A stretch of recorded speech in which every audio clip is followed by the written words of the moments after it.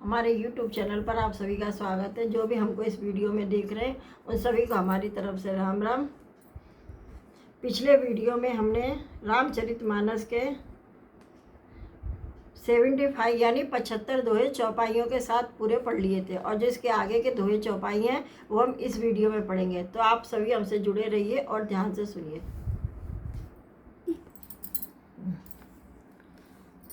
सिय सहित सुबग दो देख देखिए अकलाई बारह बार स्नेह बस राउले उरलाई। अर्थात सीता सहित दोनों सुंदर पुत्रों को देख देख कर राजा कुलाते और स्नेह बस बारंबार उन्हें हृदय से लगा लेते हैं।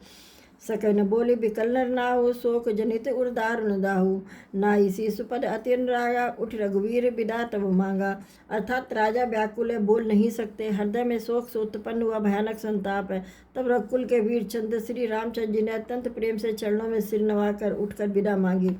पित आशीष आयस मोहि दीजिए हर समय विस्मोह कत कीजिए।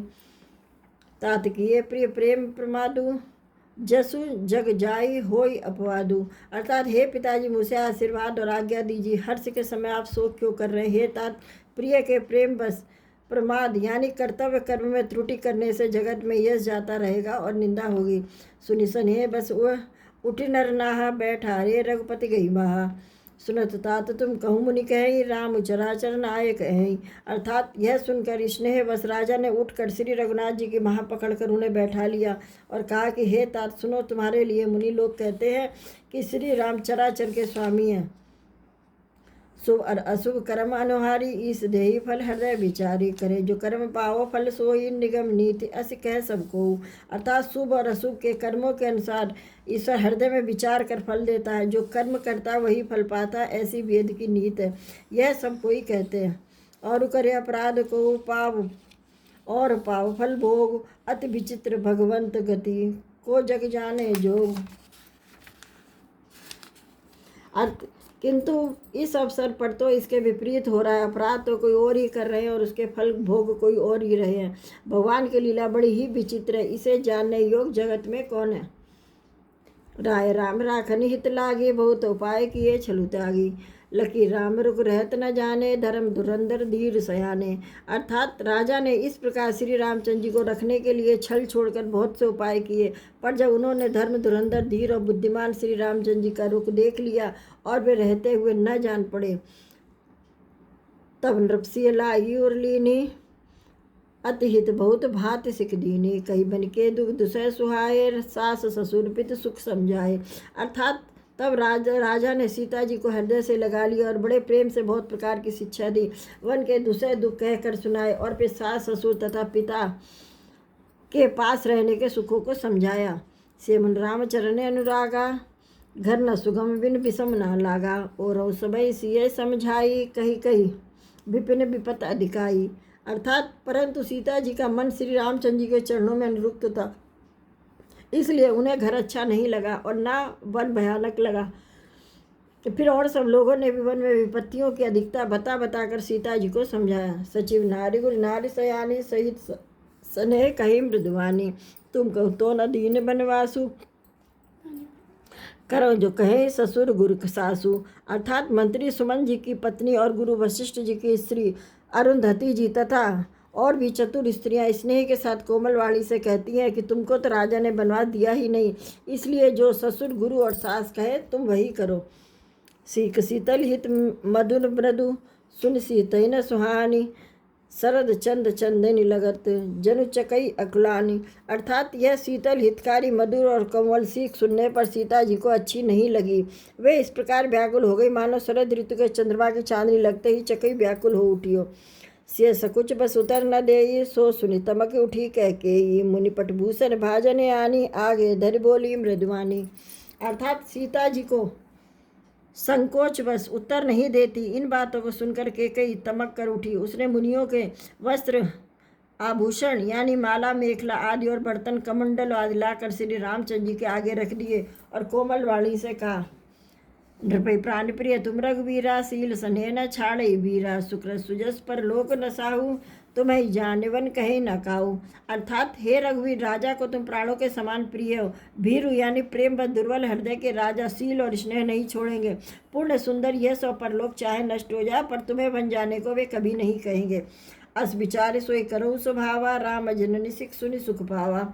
भूपै बचन बान सम लागे, करे न प्राण पयान अभागे।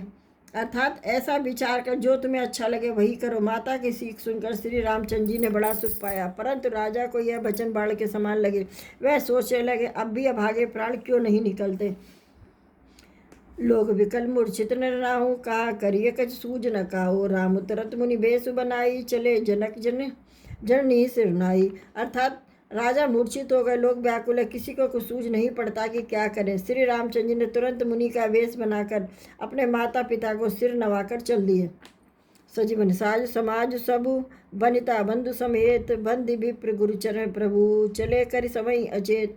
अर्थात वन का सब साज समाज सजकर वन के लिए आवश्यक वस्तुओं को लेकर श्री रामचंद्र जी, स्त्री और श्री सीता जी और भाई लक्ष्मण जी सहित ब्राह्मण गुरु के चरणों की वंदना करके सबको अचेत करके चले।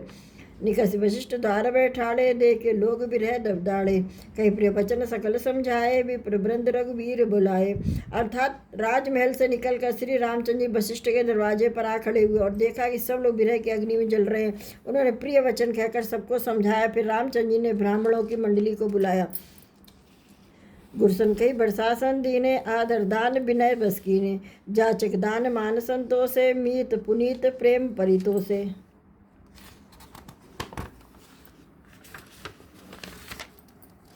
अर्थात गुरु जी से कहकर उन सबको वर्षासन यानी वर्ष भर का भोजन दिया और आदर दान और विनय से उन्हें बस में कर लिया। फिर याचकों को दान और मान देकर संतुष्ट किया तथा मित्रों को पवित्र प्रेम से प्रसन्न किया।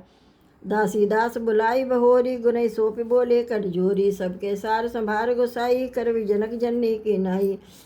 मतलब फिर दास दासियों को बुलाकर उन्हें गुरु जी को सौंप कर हाथ जोड़कर बोले, हे गोसाई, इन सबके माता पिता के समान सार संभार यानी देख रेख करते रहिएगा। 12 बार जोरी जुग पानी, कहत राम सम सन मृदुवानी, सोई सभात मोर हितकारी, जहिते रहे बुआल सुखारी। अर्थात श्री रामचंद्र जी बार बार दोनों हाथ जोड़कर सबसे कोमलवाणी कहते हैं कि मेरा सब प्रकार से हितकारी मित्र वही होगा जिसकी चेष्टा से महाराज सुखी रहें। मात सकल मोरे बिरह, जय न होई दुख दीन, सोई उपाय तुम करे सब पुर जन परम प्रवीण। अर्थात हे परम चतुर पुरवासी सज्जनों, आप सब लोग सब वही उपाय करिएगा जिससे मेरी सब माताएं मेरे विरह के दुखों से दुख ना हो।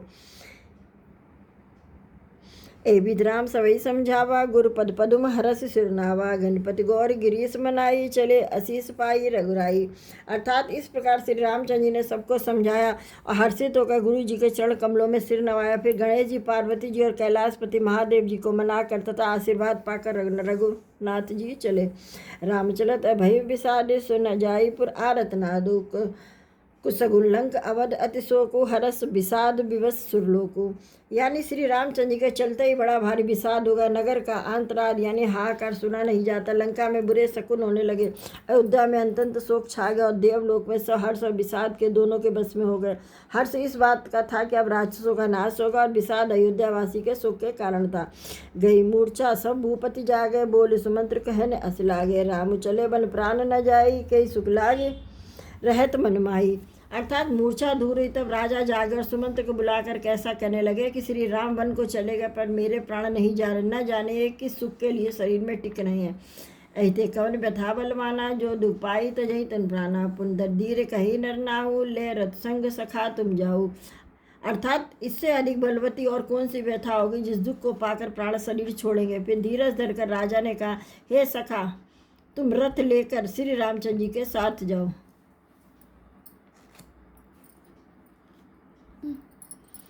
इस वीडियो में हमने 5 दोहे चौपाइयों के साथ पढ़े थे, यानी आज तक के हमारे 80 दोहे चौपाइयों के साथ पूरे हो गए हैं।